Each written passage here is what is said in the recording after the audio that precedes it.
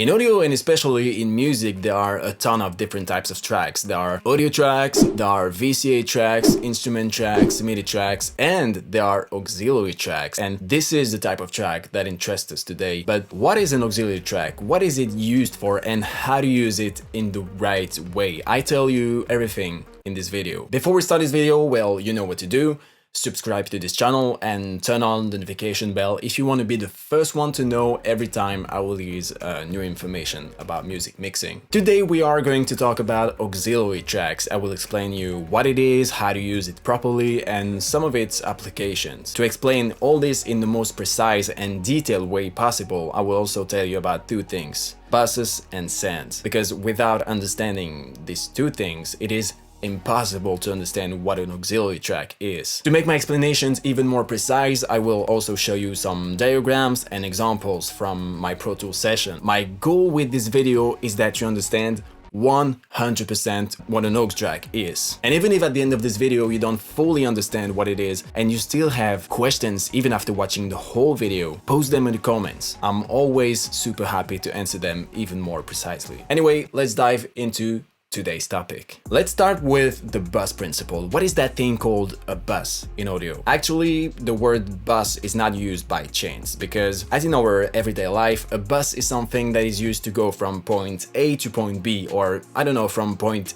D to point H. As long as the starting point and the destination are linked by the same path, everything works. It's exactly the same in the world of audio. An audio bus is a path through which you can pass one or more audio signals and transport them to a certain destination. Many people new to audio think that each track in a session is necessarily sent to the main output independently. But in reality, within a single session, you can transport each audio signal anywhere you want within the session. That's where the bus system comes in handy. For example, let's say this track is my starting point and this one is my destination point.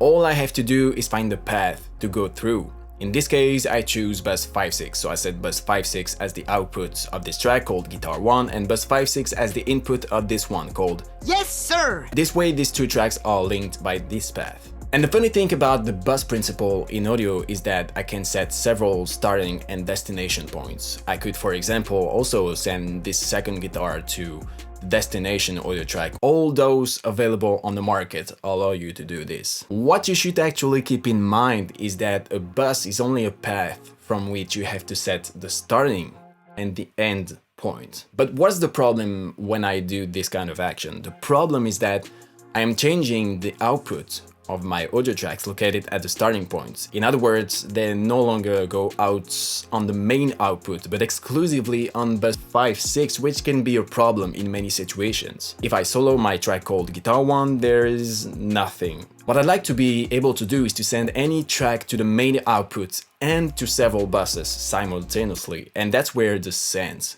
come in. According to my own definition, and also to what is easiest for you to understand, a send is a tool that allows you to send an audio signal wherever you want in or out of a session in a parallel way and without modifying the track output. No matter what DAW you use, there is always a section dedicated to sends. In Pro Tools, it's right there, but it could be somewhere else if you're using another software. Thanks to the send principle, I can send my audio track directly to the main output, but I can also send that same signal anywhere in my session through different buses. Let's take our initial situation. This time I want to send guitar 1 to my main output and to my track called yes sir. All I need to do is leave my track output as it is, but select a bus in my send section. Let's keep our bus 5-6. Now I can select bus 5-6 as the input to my yes sir track, and that's it. My guitar 1 track can now be listened to on the main output while also being in my yes sir track. But did you notice that my yes sir track was not like the others? If this track is different, it's because it's not an audio track. It's an auxiliary track. And now we have all the information we need to explain what an auxiliary track is. The definition is actually quite simple. An auxiliary track is actually a track through which one or more audio signals can be routed. Compared to a classic audio track, you can't record anything with this track, you can't associate one or more audio clips with it, and no signal will be output from this track as long as nothing is input to it. However, you can still change the volume and panning and also add processing as an insert. You can also create automations like an audio track. But then you might ask yourself this question: why use auxiliary tracks and not audio tracks? The answer is because it's just easier to stay organized. And being organized is like essential to be good at mixing or anything else. I talk about this topic in another video where I talk about the 5 things you can do now to improve your mixing skills. If you want to watch that video, just click right there. If everything still seems a bit unclear to you, don't worry, I will give you some concrete examples that will help you understand. The 2 most typical situations of the use of auxiliary tracks are grouping and parallel processing. Let's start with the grouping principle. In music, it happens very often that several tracks have to be processed in the same or very similar way. In this situation, it is often very convenient to send all these tracks in the same track to be able to process them more easily. Let's say I have 3 guitars in my project. If I didn't use an aux track, I would have to process each one independently, which can be very time consuming. But if I create an aux track called guitar aux and send all my guitar tracks to this new track, I can now process them through one track.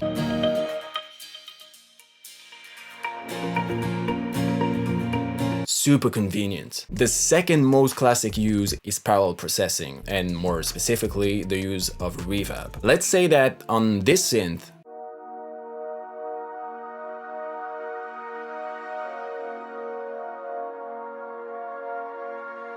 I want to add a reverb while keeping the direct signal on one side and the wet signal on the other to have a total control over the balance. In this case, I will create a track called Reverb Synth. I will add a reverb that will be 100% wet. I select a bus as input. Now I will go to the send section and send my signal to my reverb track. If I want less, I'll just lower the send fader.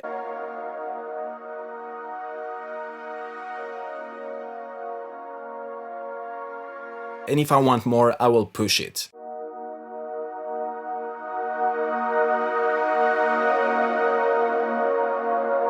As simple as that. So you can see that auxiliary tracks, especially in music, are super convenient and almost limitless. Artistically, you can go anywhere you want with auxiliaries, bus, and sends. For example, for parallel processing, I could use a second reverb from the same track, or even a third or a fourth. As for the grouping principle, I could send several aux tracks in one big aux, like the bus mix, for example, typically. When you really understand how it all works, it completely expands your inspiration. So that is it for this video. I really hope you understood what was an auxiliary track and how to use it with buses and sends. I know this is something that can sound very complex for a huge part of beginners in the audio field. So if you have any questions about this topic, please post them in the comments. Again, I'm always super happy to help you. Before you leave, don't forget to subscribe if you want to get more interesting information about music mixing. Next week, we'll talk about something that's closely related to this topic and that will help your mixes to have more energy and punch. Until then, take care of yourself. Bye-bye.